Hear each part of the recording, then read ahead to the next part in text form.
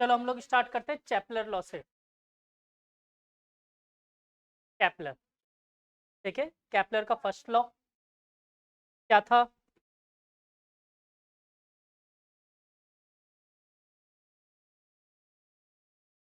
Actually में कोई भी प्लेनेट है वो सिर्फ और सिर्फ इलिप्टिकल पाथ में, फर्स्ट लॉ क्या, कोई भी प्लेनेट इलिप्टिकल पाथ में रिवॉल्व करता है और जिसके भी अराउंड रिवॉल्व कर रहा होगा वो किसी फोकस पे प्रेजेंट, ठीक है।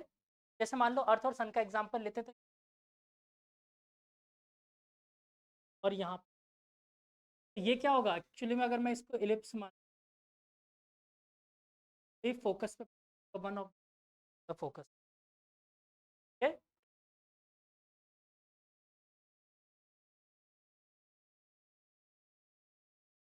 अच्छा, ग्रेविटेशन चैप्टर में एक बात याद रखना, आपके पास दो टाइप के क्वेश्चन, वाई और हाउ।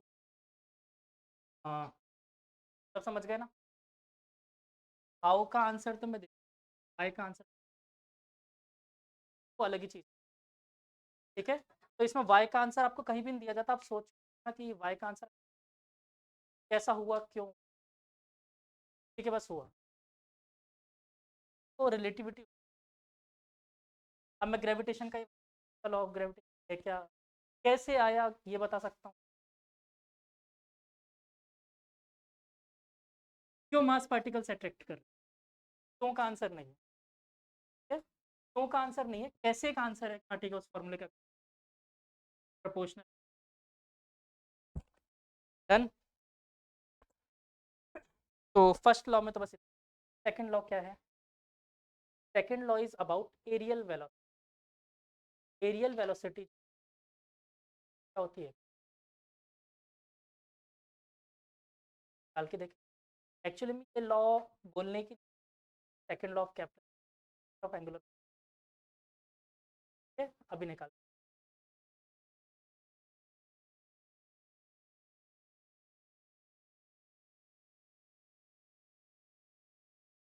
फोकस पे centre,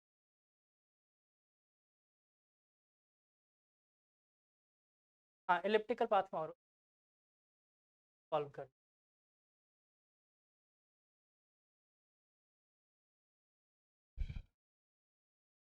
according to Kepler's first law,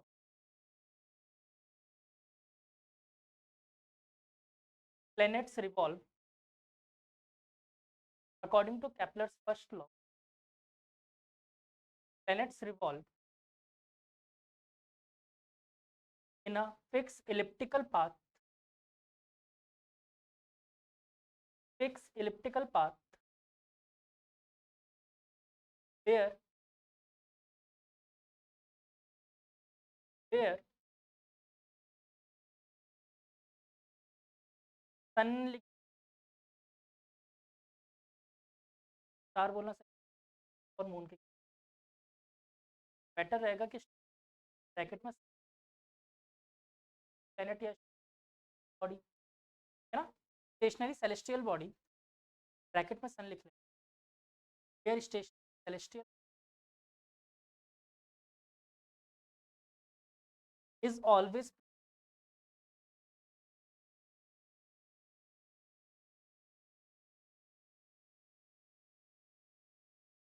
on the focus of their axis। और भी कहानी होती है, S1 है,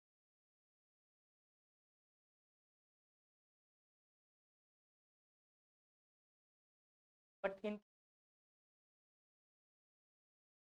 ताकि आप सब मैथ्स के,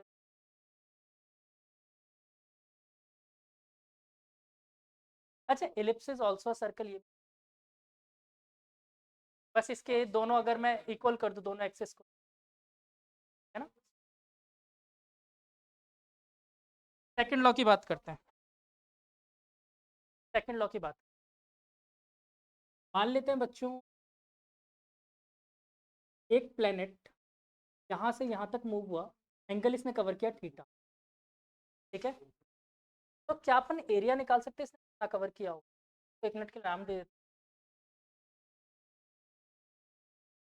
और ये actually can I say area is equal to, ये ट्रायंगुलर शेप ही लग रहा है अपन, half into base that is O A into height A B मान लो, बहुत छोटा, और ओ ए को तो अपन बोल रेडियस, है ना, और ओ ए बी को क्या बोल सकते हैं, theta is equal to arc upon radius. तो अगर मैं ए बी लूँ, arc upon radius is equal to theta, तो ए बी आ गया मेरे पास, थीटा इंटू आर यहाँ पर रख दूँ, क्या मैं इसको आर स्क्वायर थीटा, एरिया मिल गया मुझे। अगर ये छोटा सा होता स्मॉल पार्टिकल की, differentiate differentiate side with respect by D, क्या आ जाएगा मेरे पास, हाफ आर कांस्टेंट और डी थीटा बाय, तो कुछ और बोलते हैं क्या,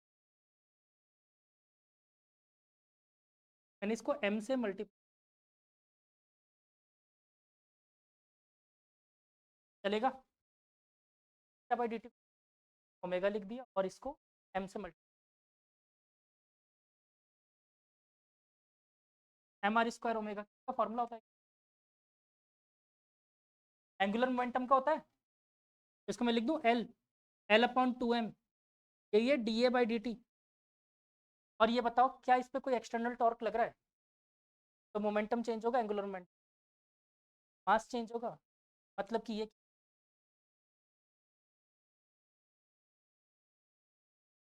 मैंने इसको प्रूफ के साथ करवा दिया आपको। इस सेकंड लॉ में क्या बोला था,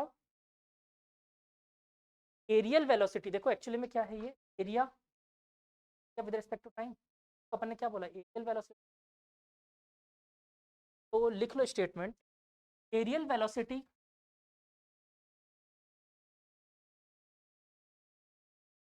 ऑफ revolving celestial body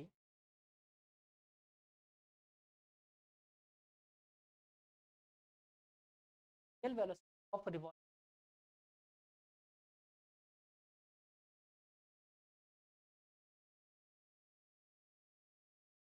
जानते हो celestial,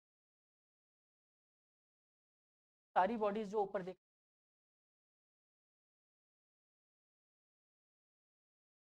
जो भी हमें, सब सेलेस्टियल,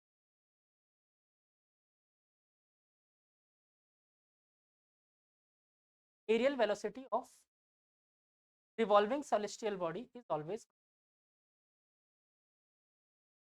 बात से आप ये भी, अगर मान लो मैं मेरा सन और अर्थ की, तो ये वाला एक एरिया मैंने लिया और एक ये वाला, मान लेते हैं कि दो, तब अर्थ सन ये वाला एक फुली क्रॉस सेम टाइम में एरिया कवर करना है, सेम टाइम में सेम एरिया कवर करना है, मतलब यहाँ पर क्या करेगी, स्लो हो जाएगी, समझ आ गई, अर्थ की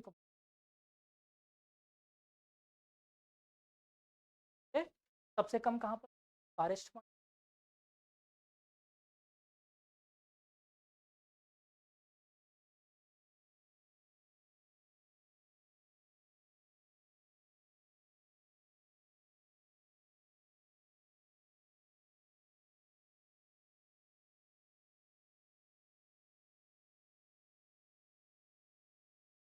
अच्छा अगर मैं आप लोगों को बोलूँ एक इलिप्स ड्रॉ करना है कॉपी पेन,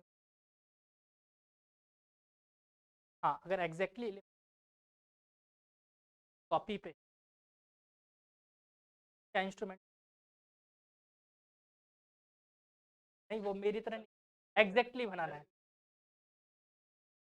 और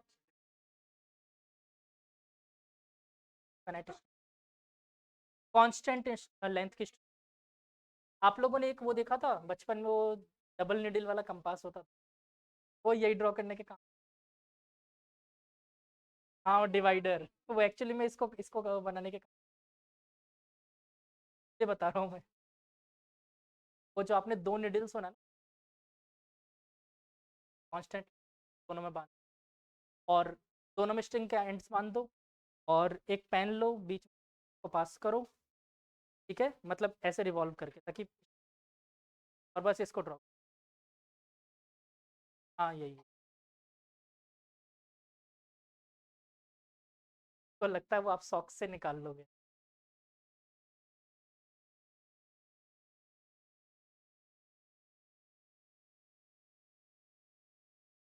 तो किसी बच्चे ने परसों मतलब लास्ट क्लास में पूछा और हमें कैसे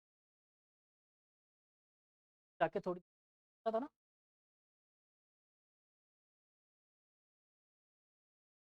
कोई तो था।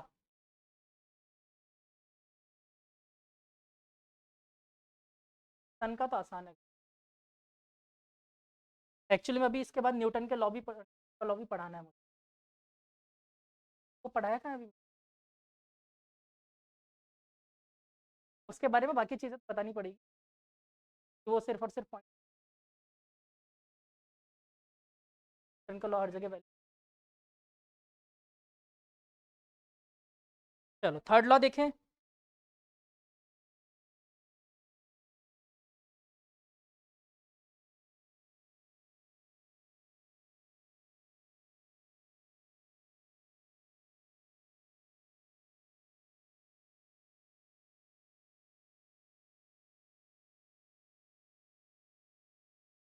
अब बाहर चलो।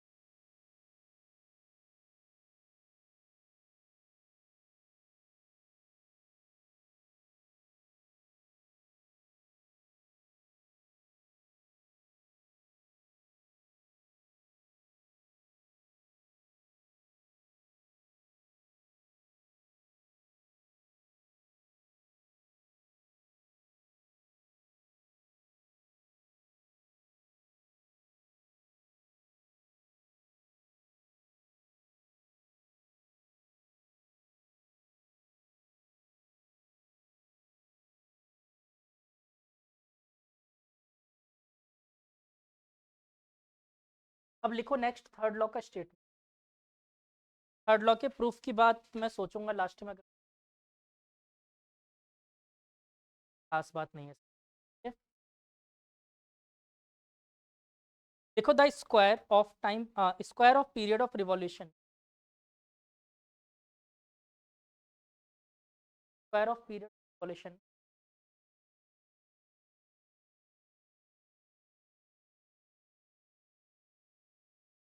रिवॉल्यूशन पीरियड ऑफ रिवॉल्यूशन,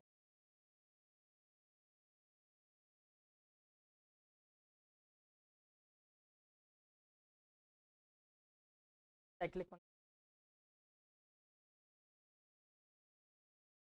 हमेशा सब्जेक्ट्स को लिख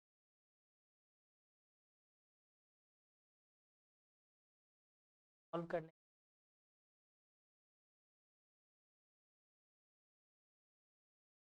of any planet, of any planet around sun,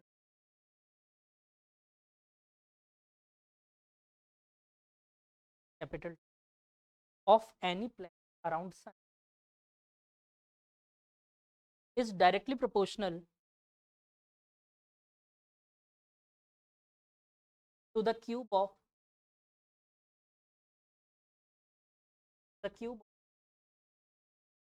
semi major axis। क्या होता है semi major access?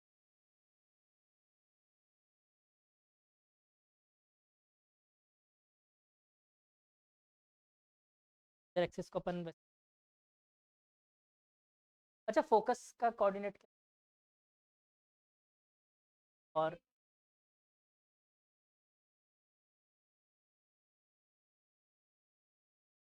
Formula what is the eccentricity of parabola?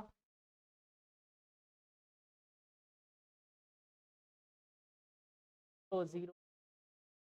ए और बी इक्वल हो गए ना, 1 - 1। और रेक्टेंगुलर हाइपरबोला,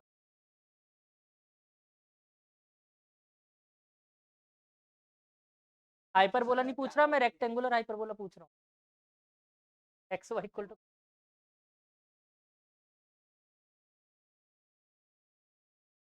एक्स वाई, या X is directly 1/y, sorry, वही वन, रेक्टेंगुलर हाइपरबोला, ये वाला ग्राफ होता है ना।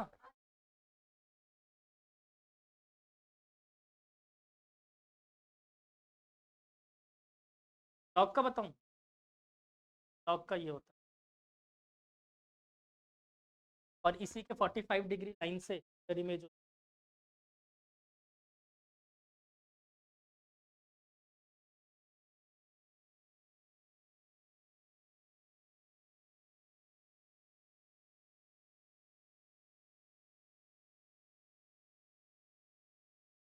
बस इतनी छोटी सी बात लिख लो, T square is directly proportional A cube, A क्या है अपना सेजर एक्स, और यहाँ पर लिख सकते square is equal to A cube, proportionality हटाने के लिए ए क्या होता है, कौन, सभी प्लेनेट के लिए सेम है, डिपेंडेंट ऑफ मास होता है, ठीक है, सभी प्लेनेट के लिए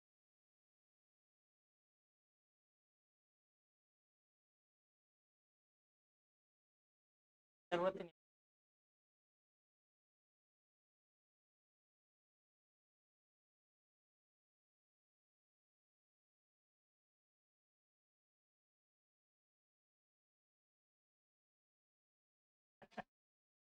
निकालना है निकाल लेना, वैसे कोई मना नहीं कर रहा, हमारी इच्छा हो तो टी की वैल्यू मिलेगी, एक ही मिल डिवाइड करके निकाल, बट मैं तुम्हें मना करूंगा। अभी देखो अगला क्वेश्चन, क्वेश्चन नोट करो। The time period of Jupiter, हाँ, the time period of Jupiter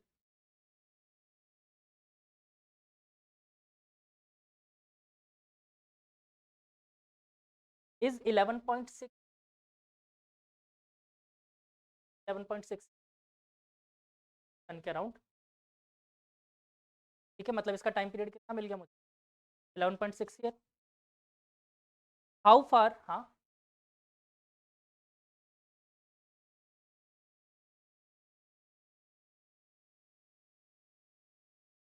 how far Jupiter from सन,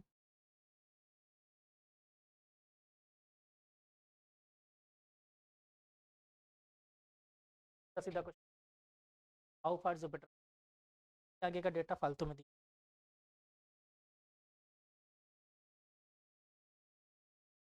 अरे यार क्या चाह रहे हो,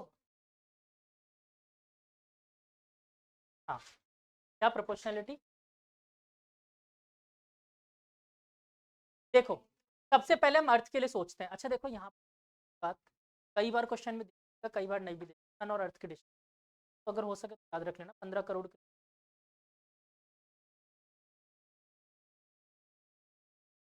1.5 इंटू 10 to 11 से ज़्यादा सही है, 1.5 इंटू 10 to 11 मीटर, तो सन से अर्थ की डिस्टेंस 1.5 इंटू 10 to 11 होगा ना, फर्स्ट क्वेश्चन, जुपिटर की कैलकुलेट मैं करवा रहा हूँ, हाँ बोलो क्या हो गया, तो बोलो बोलो, किलोमीटर में करोगे, नहीं नहीं वो 15 करोड़ की बात हो रही है, मैंने सीधे सीधे बोला कि अर्थ के लिए जो है 1.5 इंटू 10 to 11 मीटर, जागो मोहन, क्या हो गया काम, ठीक है, पहले अर्थ के लिए सॉल्व करना एक बार, तो टाइम पीरियड ऑफ, चलो जुपिटर के लिए लिख लेता हूँ, टाइम पीरियड ऑफ जुपिटर का square is equal to K into semi major axis ये ऑफ जुपिटर का cube upon time period of earth का square equal to K into semi major axis of earth का cube, ऐसे के कर गया, यहाँ पर वैल्यू रखो 11 और यहाँ पर दे रखा है अपन को ये का क्यूब ने, ठीक है, बस कैलकुलेशन इस चैप्टर में कैलकुलेशन तो आएगी।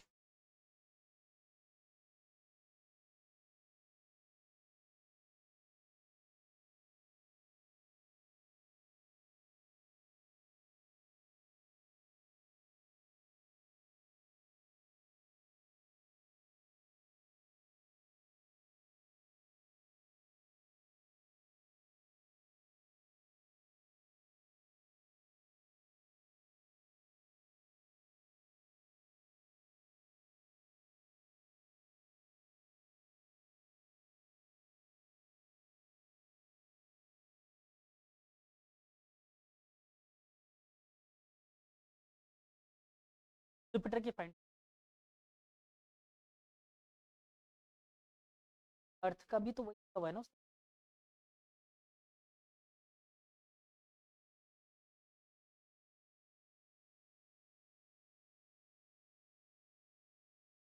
पूरी एक्सिस थोड़ी दी हुई है, नहीं डायमीटर थोड़ी है, वो दिया है डिस्टेंस फ्रॉम अर्थ 1.5 एक्चुअली में। देखो मैं तुम लोग यहाँ पर तुम लोग के दिमाग में आ रहा होगा सर एक फोकस से तो ज़्यादा होती होगी, तो एवरेज ले दोनों लेंथ का एवरेज।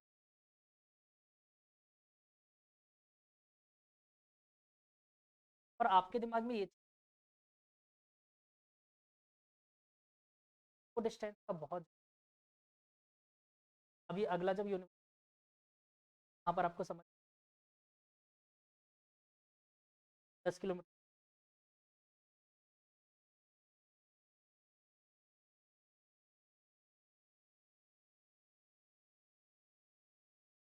अर्थ का 1 ईयर था,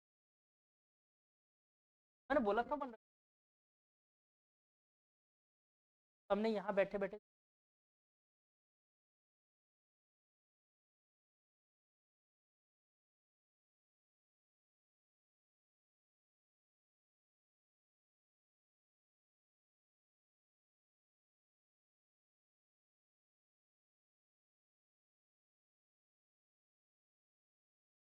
मैं आंसर बता देता हूँ, मेरा आ गया, आप लोग निकाल लेना।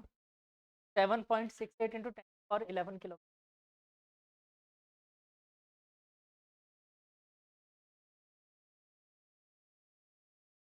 क्या तो गलत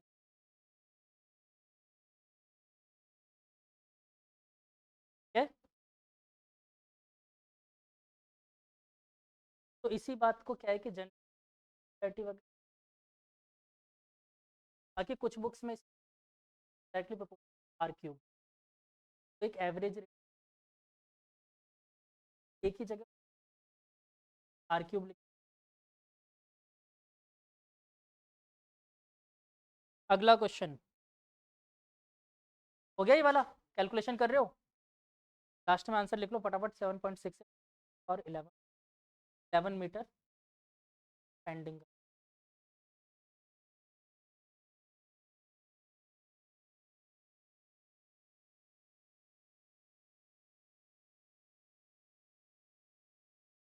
करना ही पड़ेगा तो ऑप्शन की, अगर ऐसी चीज़ ऑप्शन में काफ़ी डिस्टेंस, फटाफट अप्रोक्सीमेशन, किस्मत खराब होगी बहुत नियरेस्ट, तो फिर इसका मतलब समझ लो वो क्वेश्चन टाइम वेस्ट। तो लास्ट में मार्क फॉर, हाँ अगर ऑप्शन दूर दूर है तब तो तुरंत देख लो, ऑप्शन देख पहले नजर एक बार ऑप्शन पे देख लो, अगर डिस्टेंस का ऑप्शन कई बार क्वेश्चन आते हैं बहुत कॉम्प्लेक्स, इधर का पूछेगा दिमाग लगाने के, कई बार ऐसे क्वेश्चन, ऑप्शन को एक बार जरूर देखो।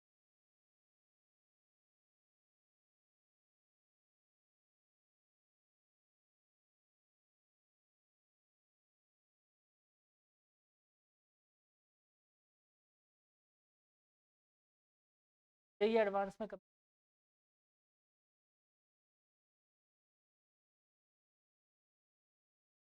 इंटीग्रेशन का नहीं आता डेफिनेट, क्यों नहीं आता पता है, अगर उसका ऑप्शन देख बच्चे क्या करते हैं, ऑप्शन का डिफरेंशिएशन करके आंसर निकाल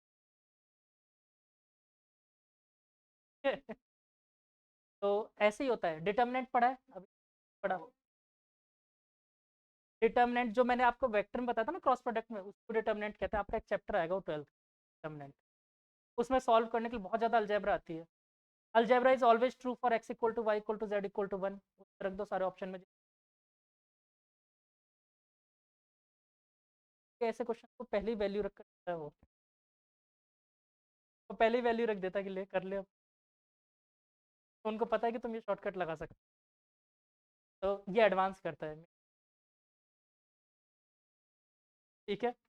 वो समझता है कि सब बच्चे हैं, तो वहाँ पर ये चीज़ें दिमाग लगाते हैं।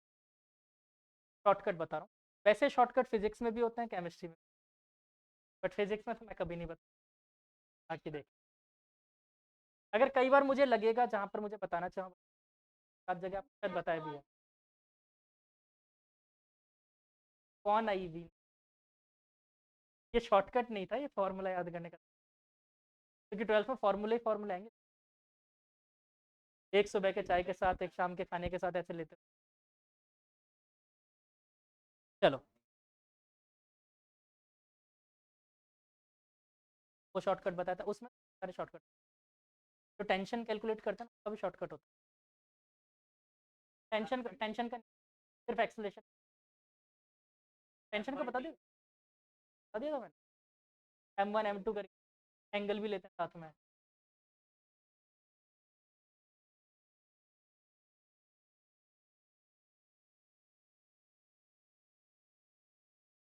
टेक्निक होती है,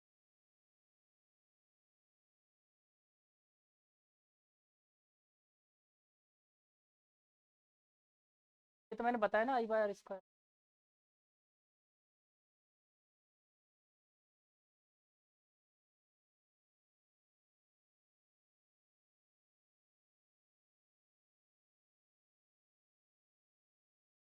बताना मुझे,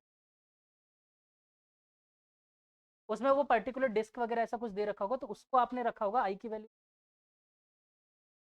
मोमेंट ऑफ इनर्शिया तो वही आएगा ना आई, अब आई की वैल्यू आप रखो वहाँ पर mr²/2। मैंने सिर्फ आपको आई बताया। एक्चुअली में मैंने बोला है मोमेंट ऑफ इनर्शिया जब रखोगे तो फिर r² को भी रिप्लेस करना पड़ता है। मैं इसको बताऊंगा ये चीज़। चलो, अगला क्वेश्चन है अपने पास। The mean distance of Mars from the sun. Mean distance बोल दिया मतलब क्या बोल रही है, रेडियस की बात कर रही है। ठीक है, अपन लोग यही मान के चलेंगे रेडियस ही। Mean distance Mars from sun is 1.524 1.524 times of earth from सन।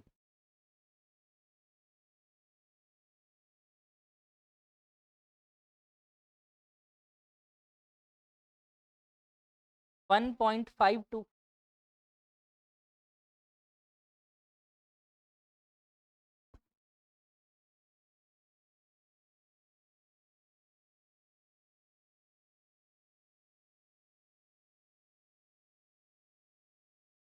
अब आपसे पूछ रहा है कि what is the period of rotation Mars.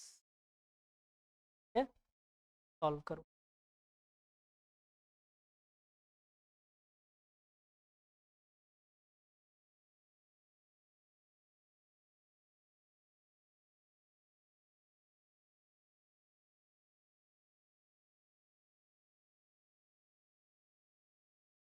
1.524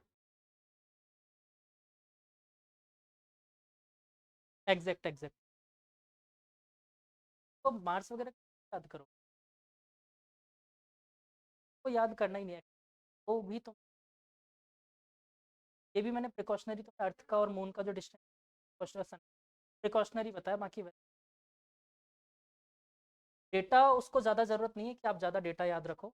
और इनफैक्ट आपको पता होगा जैसे कि आप लोग अगर सीबीएसई वगैरह में हो तो सारे कांस्टेंट की वैल्यू भी वो लोग खुद ही, सारे कांस्टेंट आपको खुद लिख।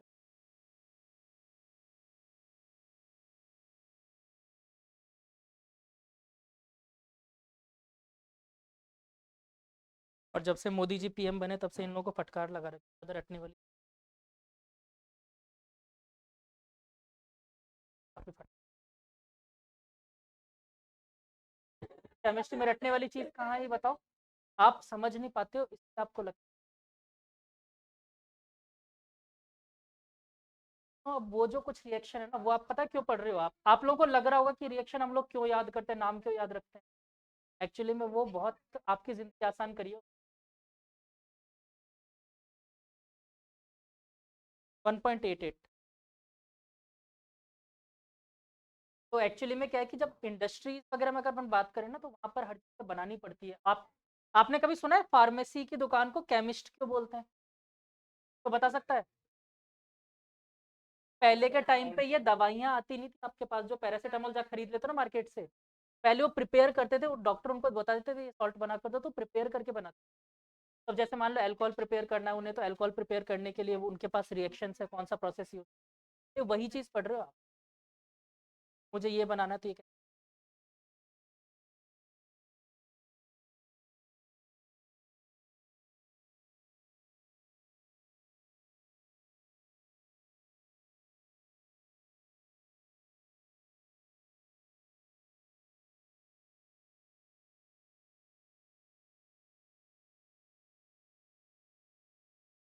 अच्छा, कुछ पेरी हेलन एपी हेलन होता था।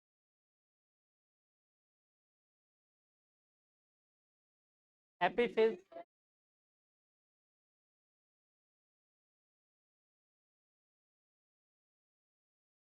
अभी बता,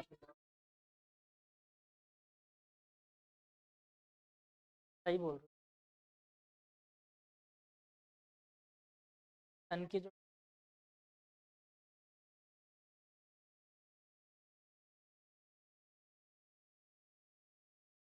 ये ज्योग्राफी में पढ़ा होगा आप लोगों ने, पेरी हेलियन।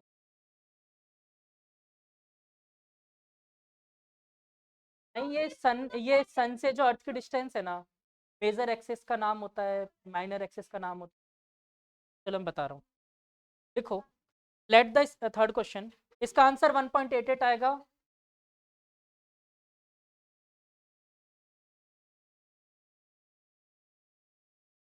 इसने कैलकुलेट किया होगा, हो सकता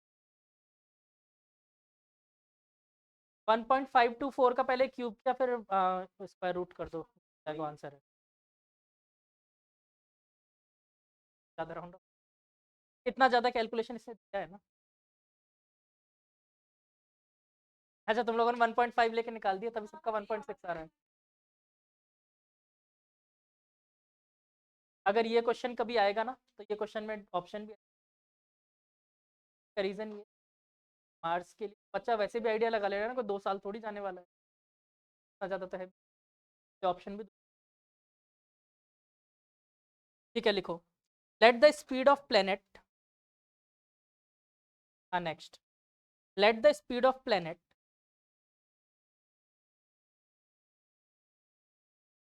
एट द पेरीहेलियन, क्या रही, HE,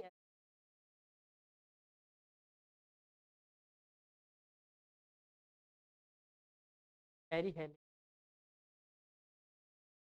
let the speed of planet, PERIHELION,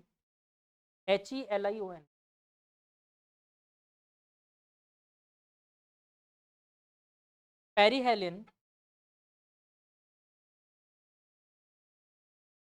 BVP,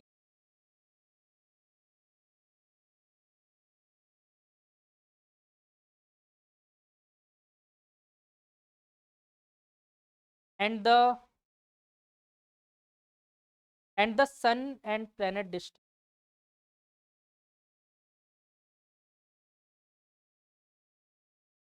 मैं आप लोगों को थोड़ा सा बता देता हूँ, फिर डेटा में डायरेक्ट दे,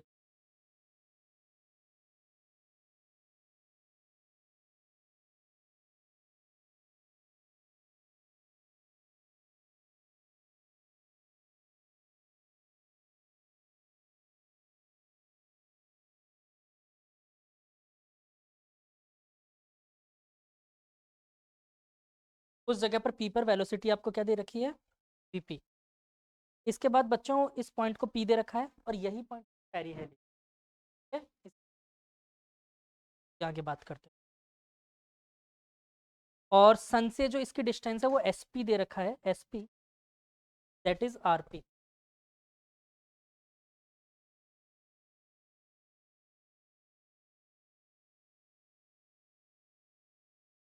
और जो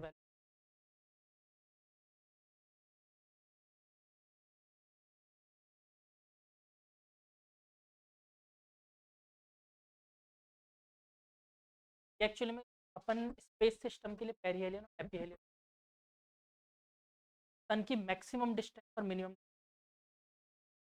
यही पेरीहेलियन।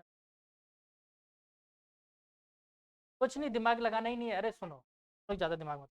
पी से पेरी, पी से पास, सन के सबसे पास पेरीहेलियन, दूसरे का नाम है एपीहेलियन, मतलब अवे। सन से सबसे अवे पॉइंट को क्या बोलेंगे? एपीहेलियन। ठीक है, ज्योग्राफी में ऐसे ही पढ़ा।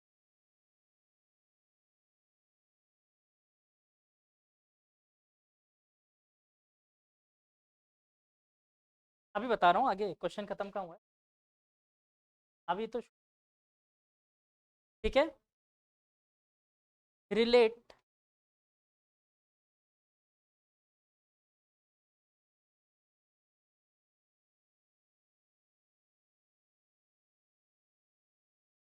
अरे कुछ बकवास पूछा। बकवास ये है कि पेरीहेलियन पे वेलोसिटी ज़्यादा होगी कि बस ये निकाल, बस वो निकाल। हाँ तो पता नहीं क्यों पूछा है, जरूरत कहाँ थी इसको, खुद ने तो लॉ में पढ़ा है। सिंपल है, इसने दो चीजें बोली है, इस वाले पॉइंट की जो डिस्टेंस बोली है ना, इसको बोलिए आर ए, ये एपीहेलियन पॉइंट। ये बताओ आर ए ज्यादा है किस, आर पी से, और इस वजह से वेलोसिटी एट ए कम होगा, वेलोसिटी।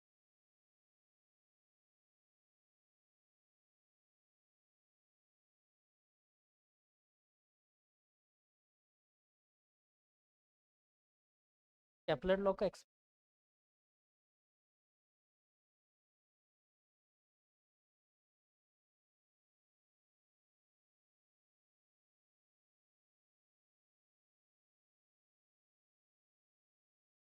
ये तो फिर लिखवा, सॉरी L/2।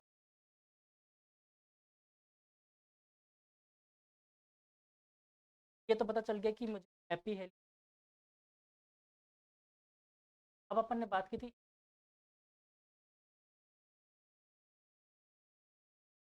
मतलब एरिया उसको इक्वल कवर करना, एरिया इक्वल कवर करना।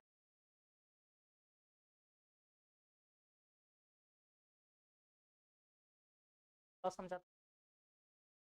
अब लिखो आज का important topic, universe sorry Newton's law of universal gravitation.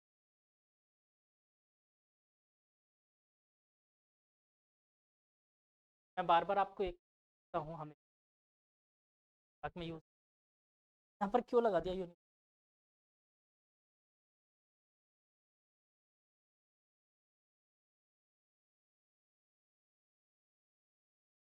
Universal gravitation?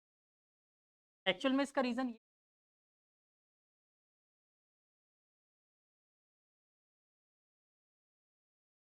Reason independent of, दो बॉडी को मैं पानी में रखूँ, आग में रखूँ, हवा में रखूँ, कहीं पे भी रखूँ,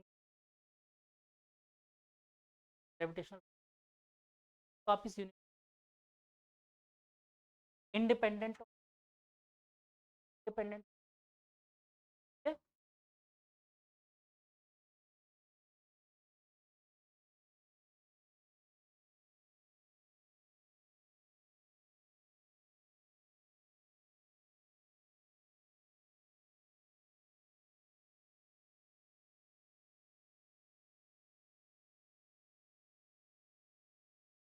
अब इसके नीचे पॉइंट वाइज लिखते जाओ, पहला पॉइंट लिखो, फिर फॉर्मूला बना।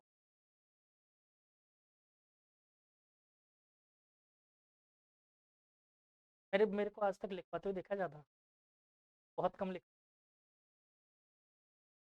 फालतू में, फालतू बकवास में बिलीव। थ्योरी पढ़ने के लिए मैंने बोल दिया एच सी वर्मा पढ़ लो। अब मुझे अगर लगता होता कि मैं एच सी वर्मा सर से ज़्यादा अच्छी थ्योरी बता सकता हूँ तो शायद मैं लिखवा दे, पर मुझे लगता है कि मैं उनसे,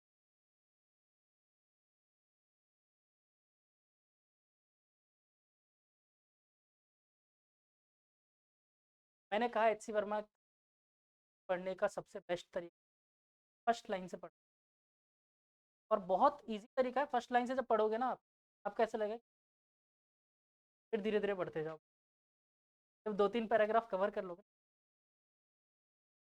हम भूल गए थे। बहुत अच्छे अच्छे एग्जाम्पल बता के, बहुत सिंपल भाषा में, बट बुक बहुत अच्छी है, रियली बुक बहुत अच्छी है, आपके फंडामेंटल्स क्लियर हो जाएंगे फिर। चलो, तो इसमें लिखो, gravitational force is always always always attractive repulsion force.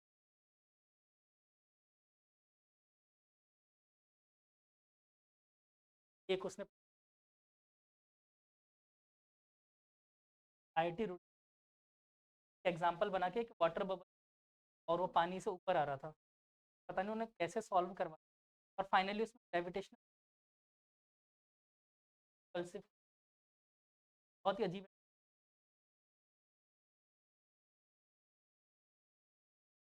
अब बच्चे वहाँ वैल्यू ही नहीं, आगे नेगेटिव, अजीब सा क्वेश्चन। एक केस था करता, क्योंकि आता भी नहीं, पहले का लेवल बहुत ज़्यादा, आप अगर प्रीवियस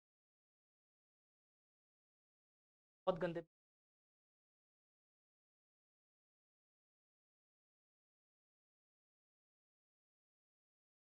मैंने कहा ना बहुत गंदे पेपर आते हैं जब,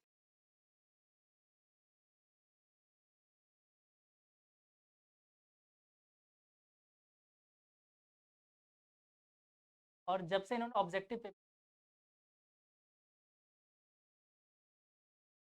पहले हमारे, और गधे बोलने का अब आप ऑब्जेक्ट, आपको थ्योरी, आपको फिजिक्स पढ़ने आ जाता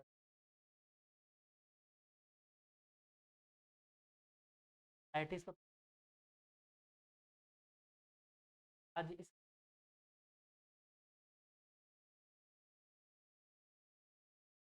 10 में भी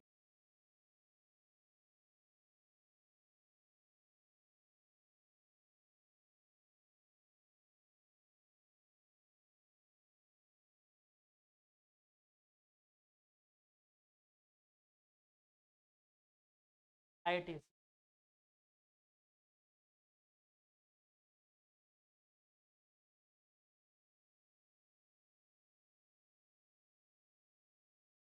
इंडिया की बात नहीं हो रही, आईआईटी इंडिया में,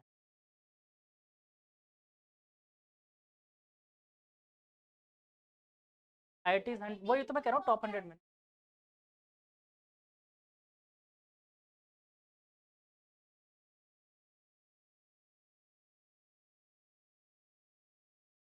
चलो वापस आए इस पे, तो पहला पॉइंट लिख लिया, ऑलवेज अट्रैक्शन इन नेचर, मतलब कैसा होता है, ये सिर्फ अट्रैक्टिव फोर्स होता है।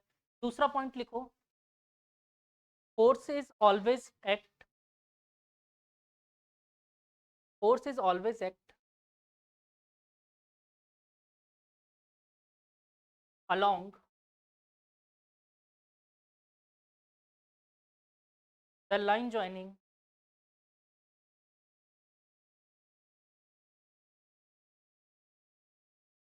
of center of mass, yes, of center of mass of both mass particle। the force हमेशा किसके along लगेगा, दोनों के सेंटर ऑफ मास को एक along ही लगेगा, कोई तीसरी डायरेक्शन, इसलिए इसको अपन एक नाम देते हैं ग्रेविटी। अच्छा, एक और बात पता होगी आपको, एक फोर्स ये भी, चार फोर्सेस होते हैं ना यूनिवर्स, फंडामेंटल फोर्सेस चार ही होते हैं, फोर्स है ग्रेविटेशन, कौन से होते हैं, और इलेक्ट्रोमैग्नेटिक फोर्स, ठीक है, और दो हो गए, नहीं और दो,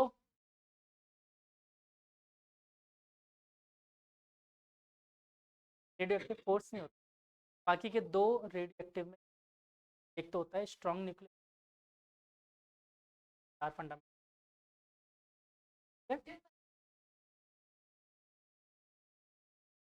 तो अपने देख लिया, क्या क्या बोलते हैं इसको, सेंट्रल फोर्स भी बोलते हैं। एक और पॉइंट लिखो, Newton's law of gravitation is only valid for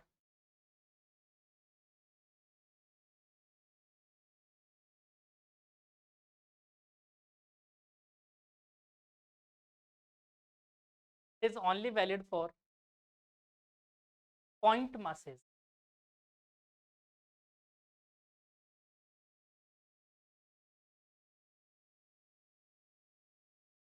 sir आज तक हम लोग सन और अर्थ के लिए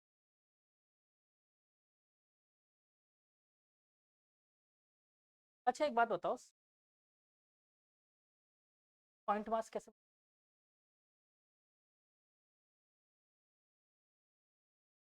एक्चुअली में देखो मान लेते हैं ये अर्थ है और ये अगर यहाँ से इसके सेंटर ऑफ मास का डिस्टेंस ये 6400 किलोमीटर ये भी मान लो कुछ 1000 किलोमीटर 15 करोड़ क्या इन दोनों से कोई फर्क पड़ने वाला कोई फर्क नहीं एक्चुअली में अपन करंट ऑब्जेक्ट बड़े ऑब्जेक्ट में लगा सकते हैं सन और अर्थ ये किसके लिए वैलिड होता है सिर्फ और सिर्फ पॉइंट मास आसान सी बात थी कोई दिक्कत नहीं अब आज पढ़ लेते हैं ऐसे फॉर्मूला मैंने आप लोगों को पहले भी बता दिया इसके बारे में ठीक है अच्छा इसमें मैंने वो पॉइंट कवर कर दिया ना इंडिपेंडेंस ऑफ मीडियम कई बार कंफ्यूज करने के लिए बोल देगा कि दो बॉडीज रखी थी ऐसा फोर्स वाटर में आप बताओ कि दिमाग मत लगाना ठीक है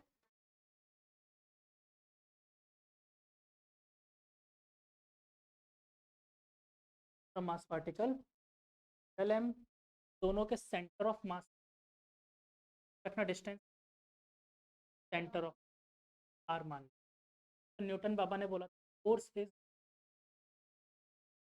product of both force is और इन दोनों में रखा capital G where capital G is known as word universe किसी वैल्यू होती है 6 और माइनस स्क्वायर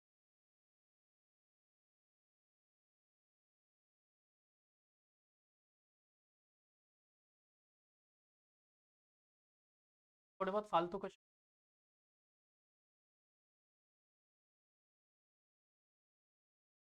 9th क्लास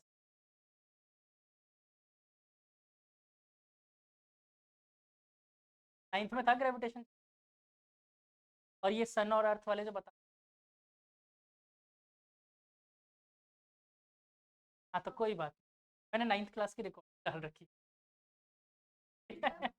अगर इच्छा है तो आराम से आप लोग मैंने इस फॉर्मूले को डिटेल में करवाया वो जो पहले सॉल्व करवाता ना सॉल्व करवा के निकल चाहो तो कर सकते ठीक है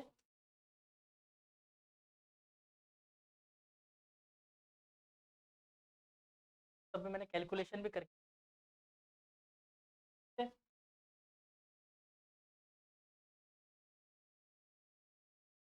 अच्छा यहाँ पर मैं कुछ चीज़ें आपसे पूछ पॉइंट्स पे ध्यान दें ज़रूरी पॉइंट्स पे अपन बात करते हैं या क्वेश्चन से कुछ important points acceleration is equal to acceleration right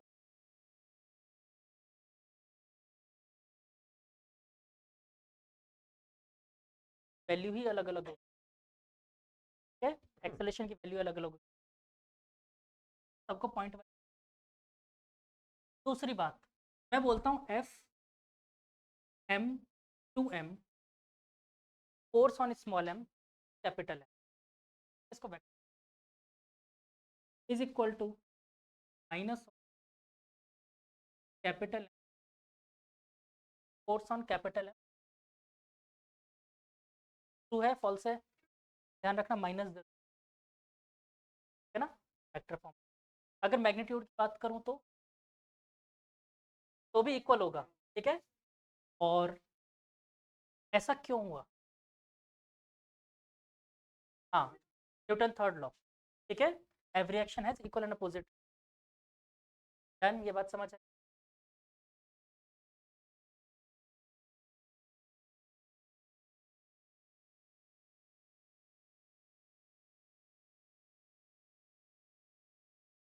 acceleration of centre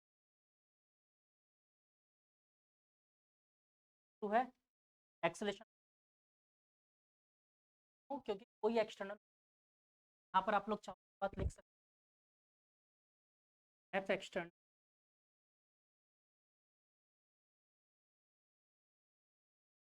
ऐसे तो निकालते F external upon total mass, ठीक है।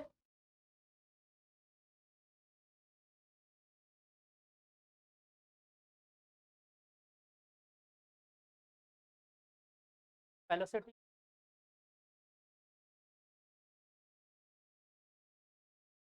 वेलोसिटी,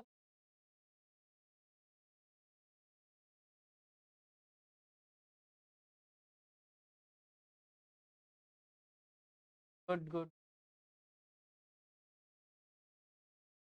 सेंटर ऑफ मास में ये पार्ट है ना, कि हो सकता है acceleration of centre of mass ना हो। अगर एक्सेलरेशन क्या होगा, velocity of centre of mass वही रहेगी जो पहले थी, तो यानी कि क्या रहने वाली,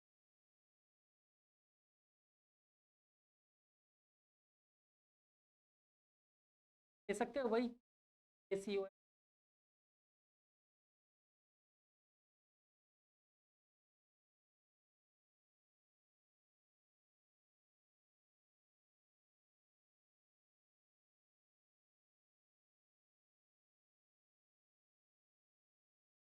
और कोई velocity of capital mass, velocity false,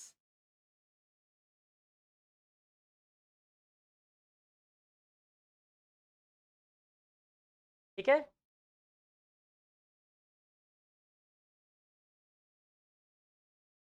question,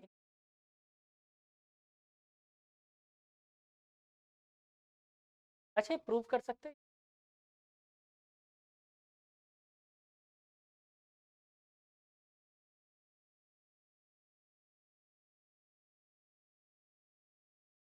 ये पॉइंट प्रूव,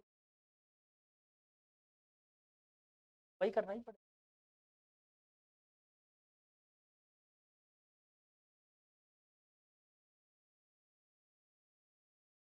देखो, मैं सिंपल सा पहले एक्सेलरेशन या फोर्स की बात करता हूँ। एफ इज इक्वल टू अपने पास क्या है, M, M upon R square. छोटे वाले ऑब्जेक्ट के लिए फोर्स की जगह क्या लिख सकता हूँ मैं, M into acceleration of small M. और बड़े वाले के लिए क्या लिख सकता हूँ, M sorry capital M into acceleration of capital. दोनों से अपने स्मॉल ए और कैपिटल, ये वाला ए एम और कैपिटल ए एम की वैल्यू, ठीक है। अब सेंटर ऑफ मास कैसे निकालते थे अपन, एम वन और मतलब M into A M plus capital M into A capital M.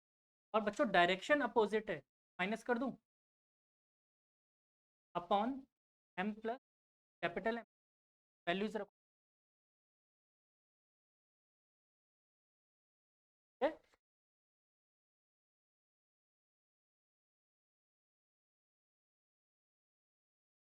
याद रखना बिना सेंटर ऑफ मास पढ़े ग्रेविटेशन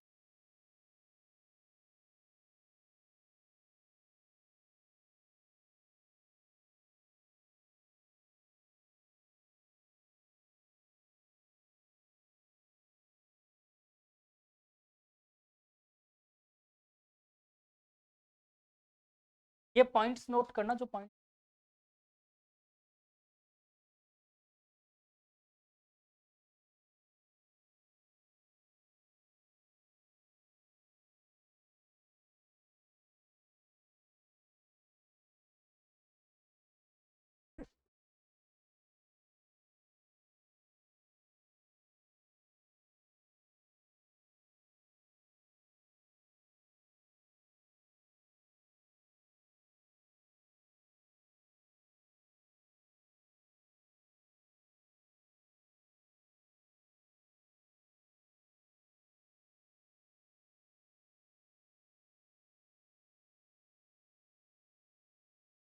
अच्छा, इसका पहला क्वेश्चन जो है वो वही है जो मैंने आप लोगों को लिखा है। चलो लिख लो, थोड़ा सा check. Gravitational force between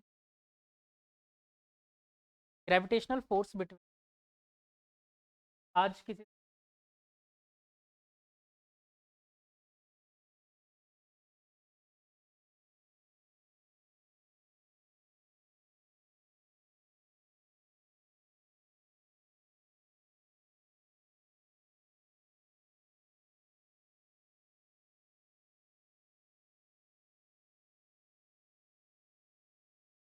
hydrocarbon में सबसे बहन जी। हाँ हाँ, अच्छा स्टार्ट ही हुआ है। वुड्स, अभी वुड्स पढ़ा है, वुड्स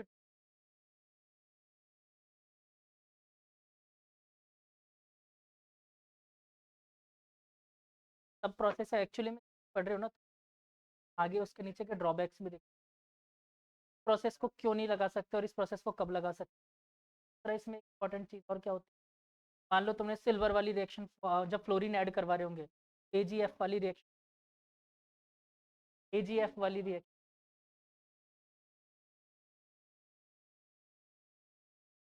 क्लोरीन को कभी भी ऐड करवाना होता है ना तो सिल्वर के साथ ऐड करवाते हैं। जैसे क्लोरीन ऐड करवाने के लिए ZnCl2 प्लस जिंक रखा होगा, है ना, anhydrase HCl plus ZnCl, anhydrase Cl plus ZnCl। ये तो पढ़ा ही पढ़ा होगा ये तो। हाँ हाँ, ये वाला रिएक्शन पढ़ा होगा ना, anhydrase HCl plus ZnCl2 catalyst में रखते हैं। हाँ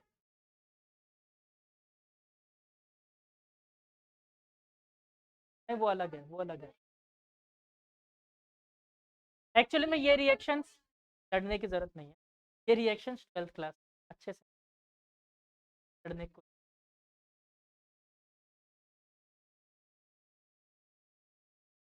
बेंजीन रिएक्शन इसी में आएगी, वो कैकुले ने डिराइव किया, सब कहा नाम था उसका।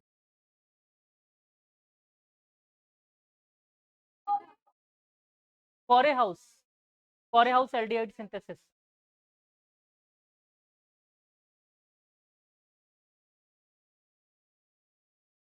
ऑर्गेनिक, जबकि मेरे साथ सबसे बड़ी प्रॉब्लम मुझे याद नहीं होती, सबकी कहानी बना ले, मैं सबकी कहानियां बनाता था। मतलब अब इसमें 12th में जब जाओगे ना, एक लाइन से आपको कम से कम 20 नाम मिलेंगे हर एक चैप्टर में, ठीक है। तो अब वो नाम कैसे कैसे थे, रेवेनेस reaction, Gattermann coach, aldehyde synthesis और ऐसे वैसे, मैं इन सबकी कहानी बना लेता। रावण गया, निकला, गला काटा और ये वो ऐसा वैसा करके वो याद हो जाती थी लाइन से मुझे। नहीं नहीं, फिर वो याद हो जाती है अगर आप दिमाग में कोई पिक्चर बना लेते हो ना किसी चीज़। जैसे कि मैं आपको ये बहुत अच्छा सा एग्जांपल समझाता हूँ, अगर दो लोगों की लड़ाई हो रही हो, तब हाथ हाथ से धक्का मुक्की कर रहे हैं, आप उसको तुरंत जाके बोलना ईंट मत उठाना, ईंट मत उठाना, तो अगला काम क्या करेगा, पता है क्यों उठाया उसने, आपने जैसे उसको बोला ईंट, हमारा दिमाग इमेज, ईंट की इमेज, बात की कोई कोई इमेज नहीं। तो उसने क्या समझा दिमाग ने, ईंट उठाना, उठाया और दे दिया, ठीक है, मारना मत, मारेगा पक्का, ठीक है? क्योंकि हाँ, क्योंकि दिमाग इमेजेस पे काम करता है, तो इसलिए बेटर होता है कि आप उसको इमेजेस प्रोवाइड करवा दो दिमाग। रेवेनिस रिएक्शन थी, मैंने उसको रावण से जोड़ दिया, अब वो मेरे को ध्यान रहेगा। रेवेनिस नाम था रिएक्शन का, तो रावण से जोड़ तरीके से। हाँ, आपको एक लिंक पता चल जाए। अब एक बात बताओ, आप लोगों ने वो क्या नाम है, पीरियोडिक टेबल याद की, वो होली पे नशा करके वो सब जो है ना, नशा करके रब्बी ने चरस फूका, इस तरीके से याद किया। क्या वो एलिमेंट रियल में वही थे, बट आपको एक इनिशियल्स मिल गए तो आपने क्या किया, याद कर लिया। कहा ना सी से चरस, नहीं ठीक है, वो सबने अलग अलग कर रखा, राइम कर रखा है। मैंने याद किया था, मैंने याद किया था हेलिना की रब से फरियाद, बस। हाँ, तो अपना अपना होता है, आप जिस तरीके से याद कर सकते हो। चलो क्वेश्चन लिखे, gravitational force between two point mass, पहले लिख कर दे दिया पॉइंट मासेस, करो सॉल्व, फिर रुके। अरे नहीं, वो उसने लिख, gravitational force between two point masses m and capital M, अलग तुम्हारे पास अगर book,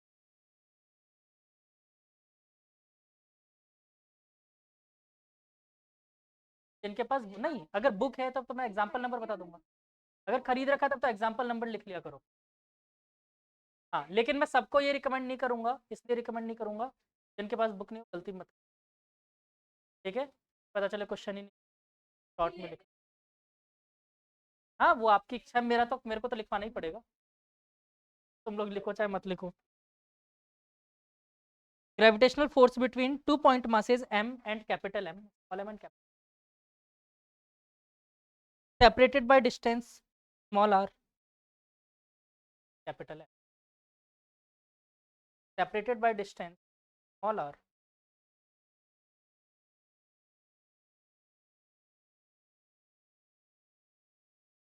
now if the point mass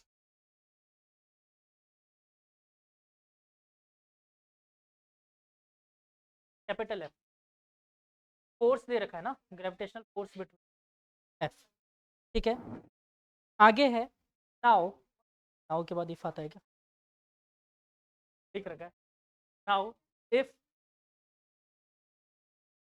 now if a point mass 3m is placed,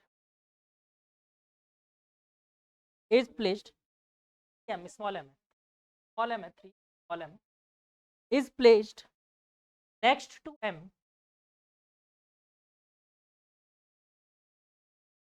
question पूरा पढ़ लूं मैं, एक बार मैंने पढ़ा, next to capital M, what will be the,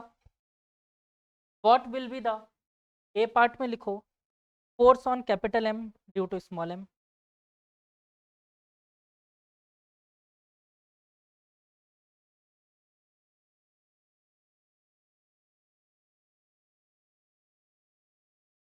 और बी पार्ट है total force on capital M।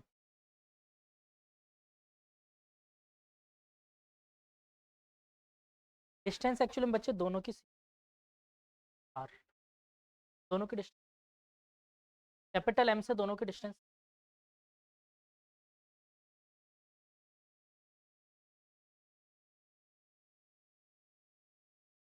वरना तो आर अलग अलग देना चाहिए। अब बोल तो इसने सॉल्व इसने ऐसे कर रखा है, बाकी बोला वैसे है, ऐसे तुमने किया ना, बोल तो वही रखा, सॉल्व इसने अलग किया। हाँ बच्चों, ये नेक्स्ट टू जो M लिखा हुआ है ना आपके पास क्वेश्चन में, इसको करेक्ट कर लो, स्मॉल m नहीं हो कैपिटल M कर दो। हाँ, नेक्स्ट टू कैपिटल M, तो क्या बुक में स्मॉल m दे रखा है, small capital R, small R, उसके बीच में भी आर।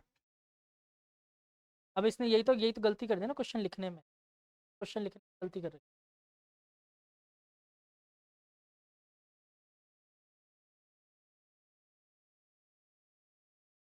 तो डिस्टेंस अलग नहीं होती, मैंने कहा ना पॉइंट का डिफरेंस, थोड़ा सा मतलब क्या होता है, 15 करोड़, 1000 किलोमीटर, लाख किलोमीटर।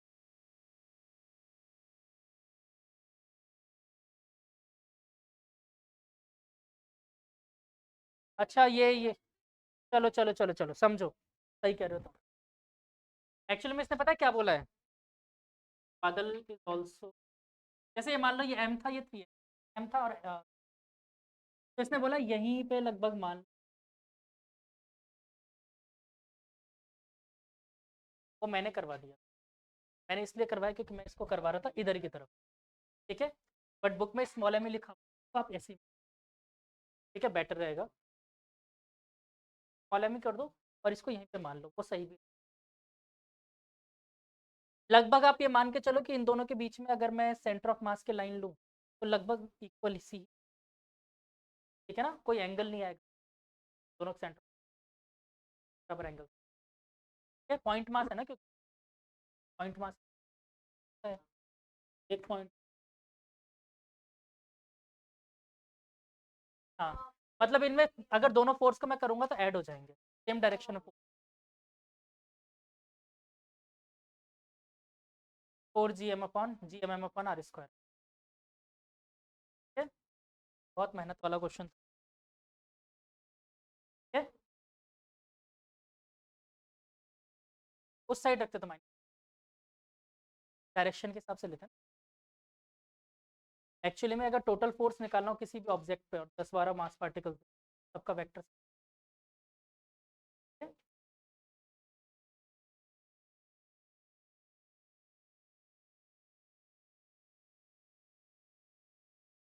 चलो अब ये थोड़ा इजी।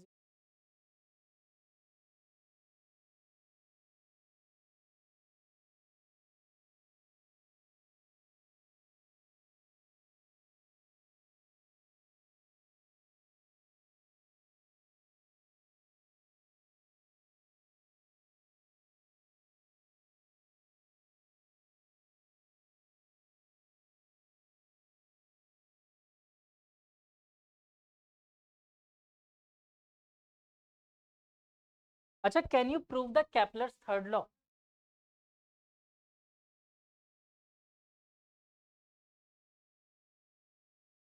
केपलर का थर्ड लॉ प्रूव कर सकते हो? बस आपको एक चीज अज्यूम करनी है कि मान लो कि अर्थ जो है वो सर्कुलर पाथ में रिवॉल्व कर रही है, ठीक है, तो आप ऐसा अज्यूम कर लो, फिर इसको प्रूव करके बताओ थर्ड लॉ को, केपलर का थर्ड लॉ। हाँ वही क्वेश्चन ही। देखो मैंने क्या कहा, ellipse also, sorry, circle is also ellipse. यही तो बोला मैंने तुम्हें। फोकस, एक बात तो माइनर और मेजर ज़्यादा डिफरेंस, और अगर इक्वल हो गए तो।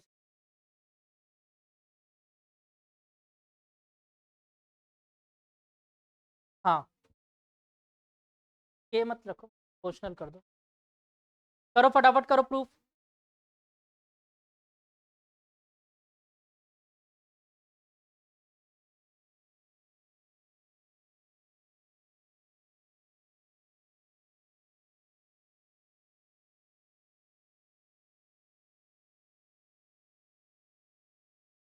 Proof Kepler third law assuming in circular orbit, assuming in circular orbit. Prove Kepler's third law assuming circular, assuming motion in circular orbit. बहुत आसान चीज है। ये जो डेरिवेशन करोगे ये सेम डेरिवेशन करेंगे अपन 12th क्लास में भी, मॉडर्न फिजिक्स। बोहर ने इसी से निकाला था फॉर्मूला।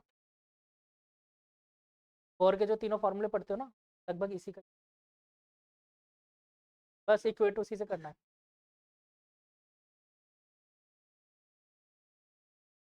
उसने मेनली 3 फॉर्मूले ही निकाले हैं, बाकी सब उनसे बन जाते हैं। वेलोसिटी, एनर्जी और रेडियस, ये 3 निकाले थे बोहर।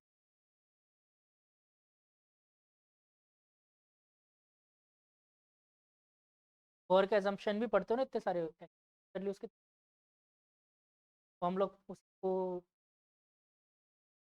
बोहर ने 3 सब बोहर।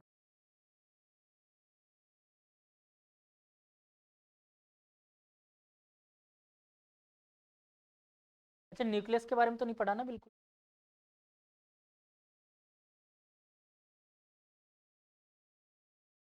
इसके बारे में थोड़ी,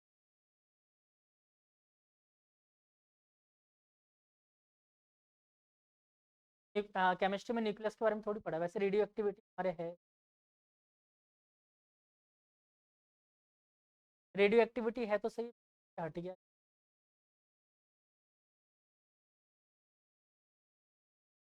आएगा ही, तो भर भर के। फिजिक्स में तो इतना जितना केमिस्ट्री में। न्यूक्लियस तो, न्यूक्लियस तो बहुत डिटेल में है। बट एक, न्यूक्लियस में पता है क्या है, अच्छा, न्यूक्लियस में कौन कौन से एलिमेंट होते हैं? एक बार आईआईटी ने ये क्वेश्चन भी पूछा हुआ है, बड़ी हंसी की बात है। ऑप्शन दिए हुए थे, in the nucleus which constituent particle is present. Option A, option option जो था वो था इलेक्ट्रॉन, ऑप्शन डी में था all of the. Common sense वैसे भी लगाओ, और कॉमन सेंस वैसे भी लगाओ, और एक्चुअली में इलेक्ट्रॉन प्रेजेंट होता है न्यूक्लियस में। हाँ हाँ, न्यूक्लियस इतना छोटा सा होता है, उसके अंदर पता है क्या present? Proton, neutron, positron, positron, neutrino, anti neutrino, boson particle, लगभग 122 से ज्यादा उस छोटे से न्यूक्लियस।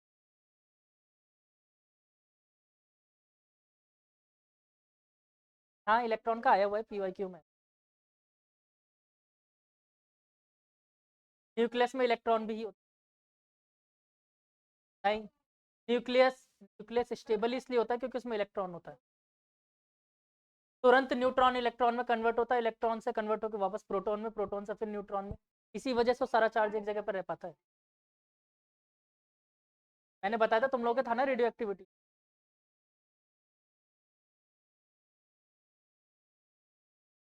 न्यूट्रॉन इलेक्ट्रॉन और प्रोटॉन में टूटता है, और उतना ही मास का डिफरेंस भी होता है दोनों में।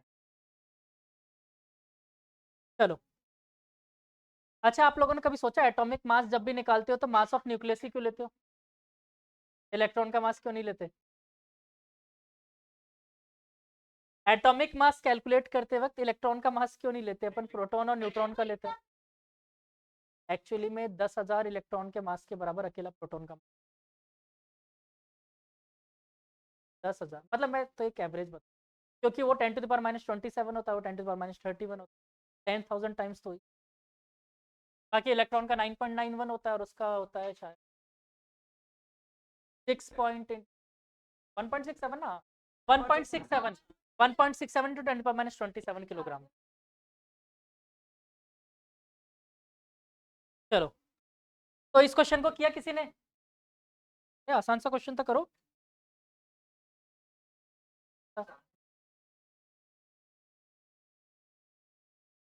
अच्छा, एक बात बताओ, इधर ध्यान दो। अगर ये ऑब्जेक्ट सर्कुलर पाथ में, अब इधर ध्यान दो सब लोग, सर्कुलर पाथ में घूम रहा है, तो net force toward the center mv² by R होता है। mv²/r, यहाँ से क्या v की वैल्यू निकाल सकते हो? एक आर से एक आर गुजर गया, v की वैल्यू निकालो, क्या आएगी? m से m भी गुजर गया, तो बचा कि कैपिटल M अपॉन आर का रूट। अब मुझे निकालना टाइम पीरियड। टाइम पीरियड कैसे निकाल सकता हूँ? कितना रिवॉल्यूशन किया अगर सर्कुलर पाथ है तो 2πr, और डिवाइडेड बाय वेलोसिटी कर दो, टाइम आ जाएगा। 2πr डिवाइडेड बाय, नहीं, वेलोसिटी करो। एक्चुअली में 2πr डिस्टेंस ही तो निकाला, डिस्टेंस अपॉन स्पीड। हाँ, distance upon speed, m upon r, बस squaring on both side. t² is equal to pi r² upon, ये सारा क्या बचा, t, ये क्यूब हो जाएगा, ये भी तो स्क्वायर होता है, 4 पाई। t² इज डायरेक्टली यहाँ से आता है चैपलर का थर्ड वाला। बार बार यही तो, सर्कल जो है वो भी तो, ठीक है, 2πr नहीं होगा, मान लो उसके लिए रिलेशन कुछ और ज्यादा आ जाएगा, लेकिन प्रोपोर्शनल तो आर की रहने वाला है। फाइनली वहां पर कांस्टेंट तो हमारा आर आएगा ही ना, प्रोपोर्शनलिटी। लेकिन ये के अपन क्यों नहीं, क्योंकि अपन ने एग्जैक्ट सर्कुलर मान ली। मैंने आर इसलिए रखवाया तुम लोगों को क्योंकि तुम अज्यूम कर लो क्या फर्क पड़ता है, प्रोपोर्शनलिटी तो लेनी है, कांस्टेंट टर्म चेंज हो जाएगी।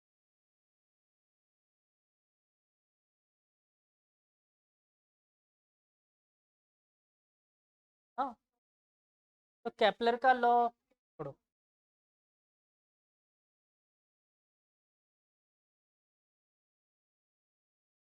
हाँ, हम लोग एग्जैक्ट वैल्यूज निकालते हैं इनकी, और इसी वजह से तो आप ये सैटेलाइट वगैरह लॉन्च कर पा रहे हो, एग्जैक्ट वैल्यूज निकाल लेते हैं।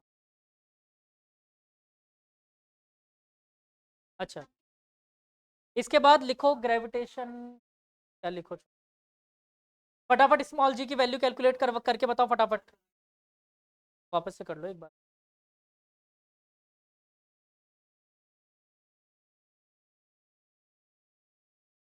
अरे तो कैलकुलेट तो कर लो, फिर ये क्या हाइट डेप्थ वगैरह सब बताना, नहीं तो रहने दो, चलो बहुत सारे क्वेश्चन।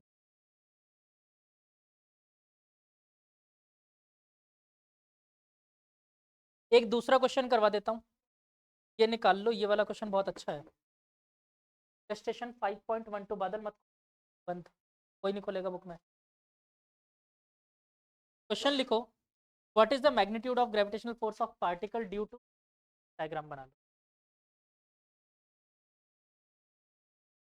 5.12, प्लीज इसको बुक में मत देखना, ठीक है।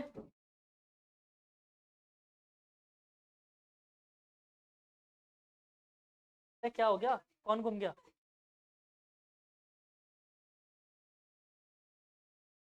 तो बैग को ऐसा मगरमच्छ की तरह कौन खोल के रखता है?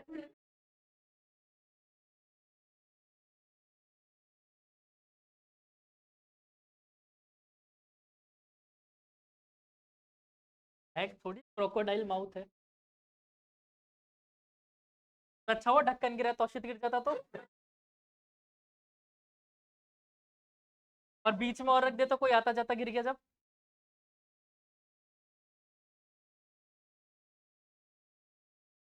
जादू की पोटली।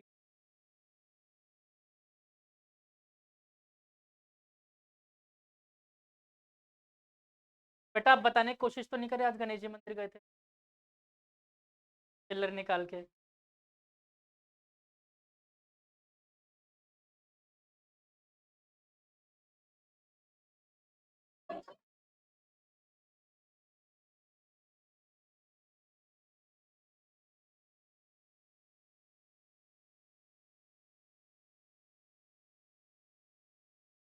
तो कौन गा रहा है गाना, ऊर्जा काले कावा? चलो बच्चों, एक ये रहा पॉइंट मास रखा है, ये एक पार्टिकल है, ठीक है? इसकी लेंथ है कैपिटल एल,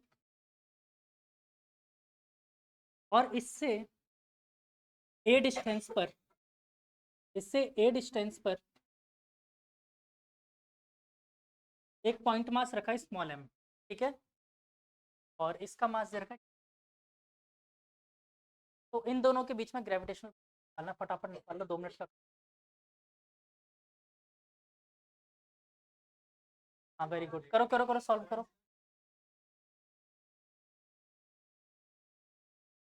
सॉल्व करो सॉल्व करो सॉल्व, बात करते हैं, करो सॉल्व।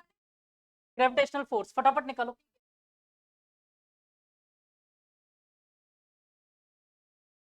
देख लिया देख लिया, चलो कोई बात नहीं, करो करो फटाफट करो। अच्छा ठीक, मान लिया ना।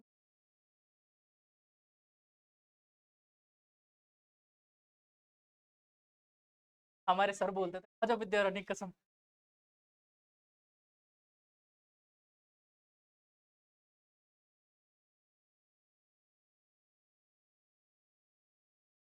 आप सबका ये आंसर आया होगा, F is equal to GM upon A+L/2 का होल स्क्वायर, सबका आ रहा है, ये गलत होगा, क्यों? मैंने बोला ये फॉर्मूला किस पे वैलिड है, सिर्फ और सिर्फ पॉइंट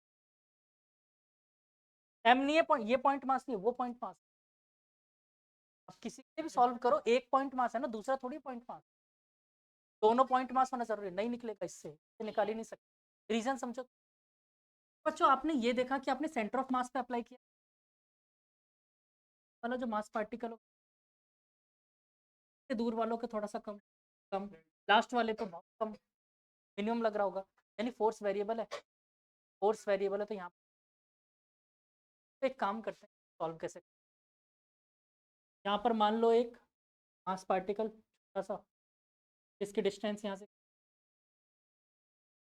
एक्स डिस्टेंस पे, अब ये तो पॉइंट मास है ना, पॉइंट मास है।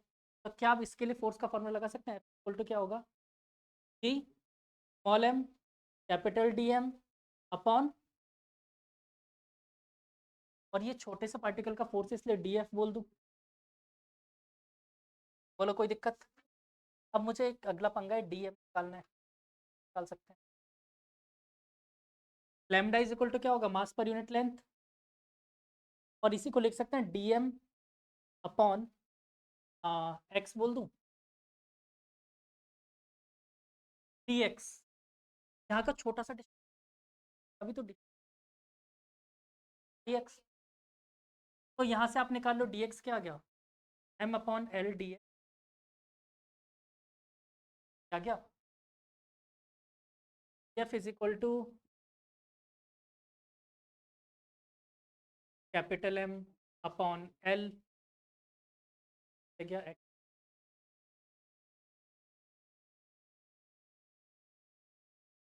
राइट, अब इसमें लिमिट क्या लगाओगे? एक्स कहाँ तक है?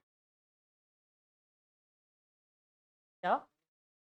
हाँ नीचे रख देते हैं। देखो डिस्टेंस कहाँ से कहाँ तक है? एक्स मैंने कहाँ से माना था? Point mass. यहाँ पर ये मिनिमम डिस्टेंस ए और मैक्सिमम ए प्लस एल, इसे ले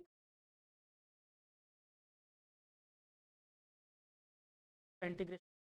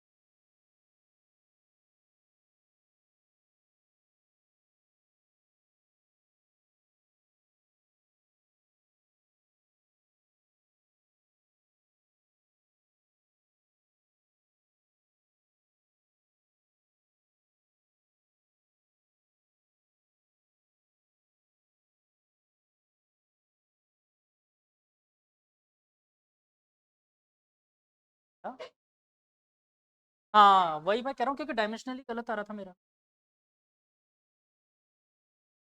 एल से एल गुजर गया, क्या बचा? ए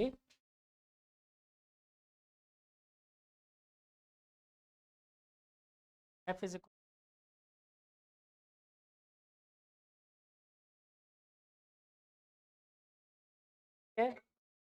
याद रखना अगर मास पार्टिकल दे रहा है मतलब पॉइंट मास नहीं, उनको ऐसे करना पड़ेगा। ऐसे क्वेश्चन बस सारे आएंगे,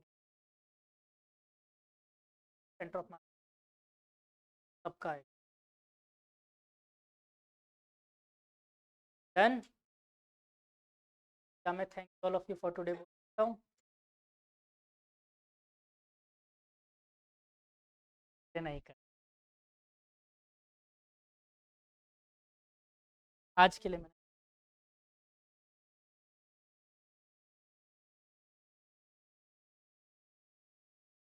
कैच करना आता है बेटा, वो खांसी हो रही है।